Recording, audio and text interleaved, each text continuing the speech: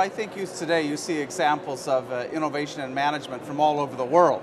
I look at a company like Cemex that has really reinvented itself around the challenge of innovation, one of the most innovative companies anywhere in the world. HCL Technologies, one of the Indian up-and-coming information services company, has a radical business model built on the principle of reverse accountability. You go back a few decades, and of course the great innovation of Toyota was a management innovation, giving ordinary employees the right to solve complex problems. So I don't think it has, one part of the world has a monopoly on management innovation. I think any part of the world you can see companies who are thinking as creatively and as deeply about how they lead, organize, structure, plan, as any companies in the United States. This is a global phenomenon, and you can see these examples from India to Asia to Latin America to the United States and here in Europe as well.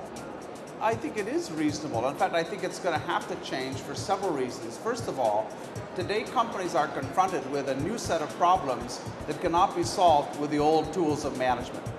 Accelerating change, the need for innovation from everyone every day, the need to create an environment that inspires people. These are problems that we can't solve if we use the old hierarchical, rigid, top-down ways of managing. That's kind of simply a fact.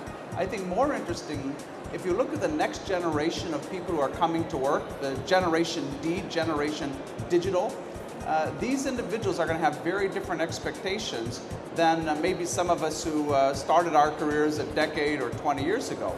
If you've grown up on the internet as a kid and you communicated there and you worked there and you learned there, you have a very different set of expectations. And one of those expectations is that every idea should have the chance to compete on an equal footing.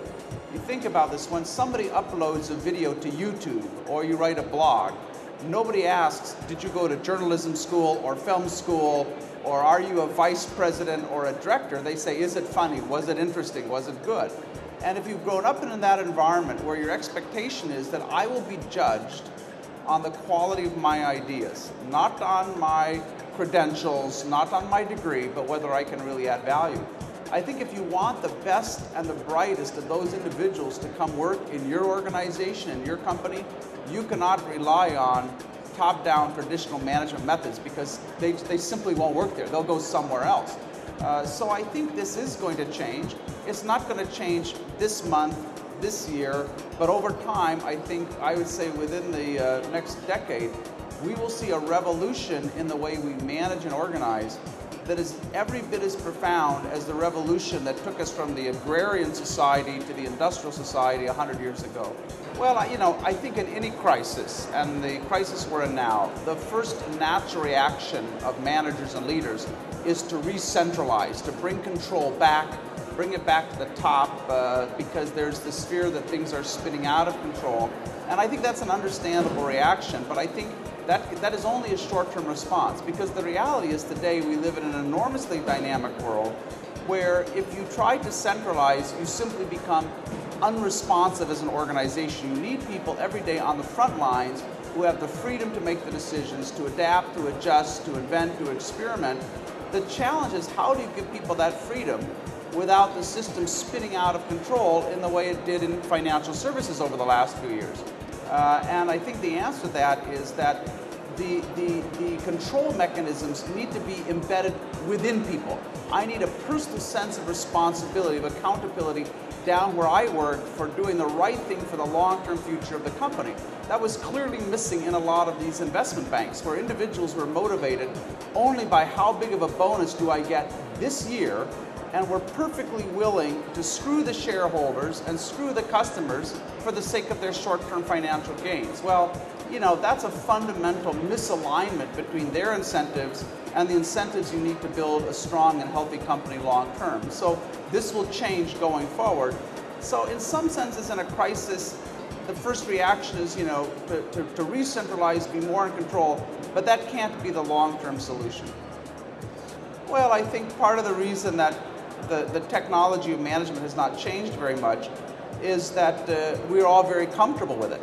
You think about it, people today, they climb the corporate ladder, they learn how to use the tools of budgeting and planning. They learn how to use the power and their prestige of their position to get things done.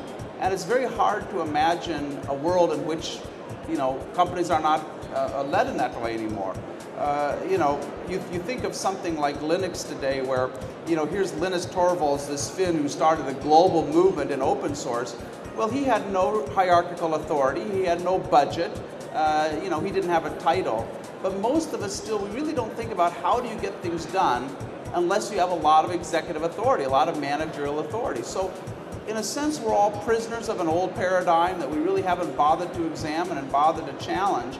And that will take, I think, a lot of time to kind of change and unwind.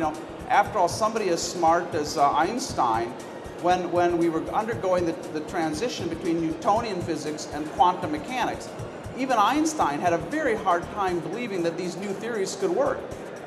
In quantum mechanics, there's a certain degree of indeterminacy about things, and Einstein famously said, "I don't believe God plays dice." He just couldn't believe that the world could be as chaotic as quantum mechanics said it was. So, all of us, we struggle to write off our depreciating intellectual capital. We struggle to give up these comfortable beliefs we've had, and it's no different here.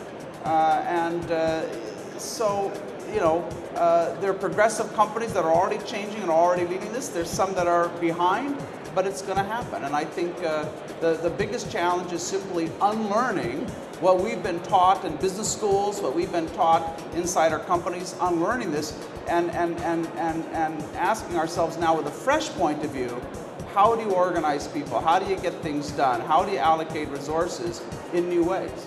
Well, I think there are some that are, but of course, most of those companies at the moment are just exploiting their wage cost advantage. So it's just a labor arbitrage argument. But as we know, wage cost advantages disappear pretty quickly. They last for maybe a few years at best. And certainly China is now probably going to be forced to let their exchange rate float more freely, so they're going to lose some of their wage cost advantage. So I think for a time you can get by with that, but they're going to have to start innovating on all fronts if they want to succeed. And certainly if you look across Europe or North America, companies based here, if we want to earn our way in the global economy, we really have two choices. One is we join the race to the bottom, and one day we're all employing Chinese prison labor or something, or we're going to have to figure out how to innovate. And that's really has to be our competitive advantage. And of course, across Europe, if you look at the diversity in Europe, if you look at historically Europe's role as a birthplace of innovation in art and architecture and literature and science, there's no part of the world that is better placed to lead the next industrial revolution than Europe. But we're going to have some very strong competition because obviously some of these young companies now coming up in the emerging markets, they do not have 100 years of history behind them. Just like they've made leapfrogs in their technical infrastructure and their telecommunications infrastructure, they may also make leapfrogs in management. So I would say two things for me are the most important leverage points if you want to raise the level of innovation in Catalonia. Number one is you have to teach people to be business innovators. There's some belief, I don't know where it came from, but there's some belief that innovation is just kind of this accident, that some people are good at it, most people are not good at it. That is not true. There's a set of perceptual skills, of thinking skills, that you can teach people that dramatically increases their capacity to innovate. You teach them how to challenge industry dogma and industry orthodoxies. You teach them how to get at and understand the unmet needs of customers. You teach them how to look around the world for competencies and capabilities that they can combine with their own to create new things. And so we have to systematically teach people at every level in organizations how to be business innovators. In the same way that 30 or 40 years ago, the Japanese were teaching their employees about quality. We have to now teach our people about innovation. So I think that's number one. Number two, it's about making sure that the business leaders here in Catalonia have the chance to all the time be traveling and learning around the world from wherever the bleeding edge of change is happening. Someone once said that change has already happened, or the future has already happened. It's just not equally distributed. It might not have happened here, it might not have happened in your industry, but if you want to be an innovator, you have to be constantly traveling coming up against new ideas, being out on the fringe. You need to be in India, you need to be in Silicon Valley. You need wherever new ideas, new technology are being created, you have to be there personally to understand them, to understand the implications. So for me, those are the two things, teaching people how to be innovators and helping to facilitate and support people in traveling around the world and understanding the global trends, in finding the business partners that exist around the world. Those are, I think, the key leverage points for raising the capacity for innovation.